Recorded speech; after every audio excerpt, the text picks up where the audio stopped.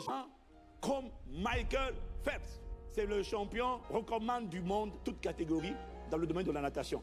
23 médailles d'or à son actif. 23 médailles d'or aux Jeux Olympiques. 23. Personne n'a fait mieux dans le domaine de la natation. Exploit. Mais le gars, depuis des années, il est dans la dépression. Il est dans la dépression. Maintenant, il est en train d'encourager les gens à parler de la dépression. Mais il n'a toujours pas trouvé le moyen de s'en sortir. Comment peut-on faire autant d'exploits et vivre dans la dépression, bien-aimé?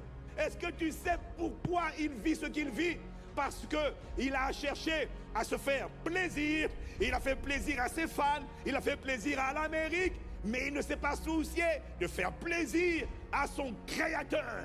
Tant que le Créateur ne fait pas entendre à l'intérieur de toi cette voix, bien joué, bon et fidèle serviteur, tu ne seras jamais satisfait.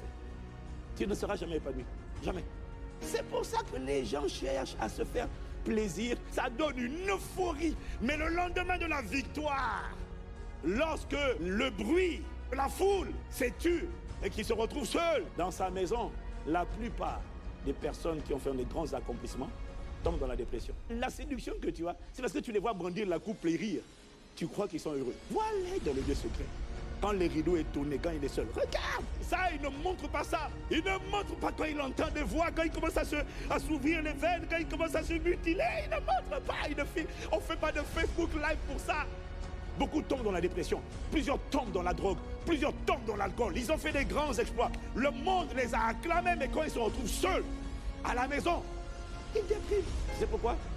Il y a une voix qui parle à tous les êtres humains. C'est la voix du méchant.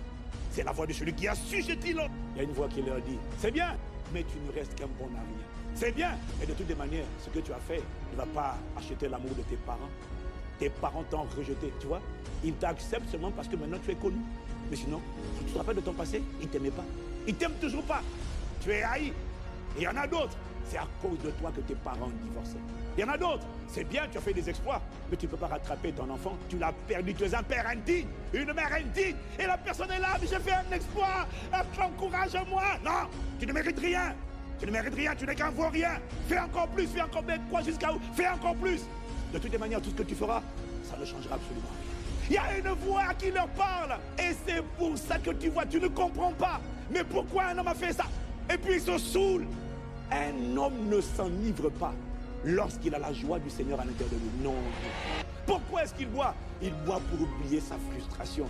Il boit pour oublier son aigreur. Que l'on donne plutôt des boissons enivrantes à celui qui va périr, et du vin à celui qui a le cœur malheureux. Qu'il boive et qu'il oublie sa misère et qu'il ne se souvienne plus de son tourment. Il est tourmenté à l'intérieur de lui. Les gens l'acclament. Les gens disent, oh, champion. Et quand il sort sur le bus impérial, il dit champion. Et il montre la coupe.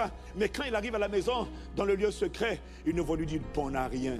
Bon à rien. La véritable satisfaction vient de ce que quand tu as accompli un exploit, tu sens une humilité monter en toi, une sincère gratitude envers celui qui t'a donné la capacité de faire ce que tu as fait. Tu sens juste quand le cœur du Père s'est réjoui, même dans l'épreuve.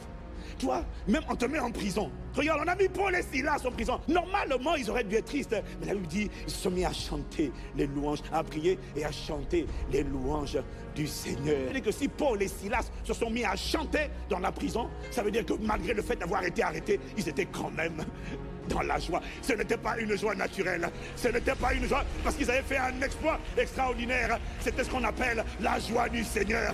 Et ma force, Néhémie 8 au verset 10, la joie du Seigneur sera notre force. Et lorsqu'on est rempli de cette joie du Seigneur, elle ne dépend pas de ce que les foules acclament. Elle dépend de ce que le Père est heureux. Le Maître dit bien joué, mon fils, bien joué, bon et fidèle serviteur. Tu as prêché l'évangile, tu as témoigné de Jésus-Christ.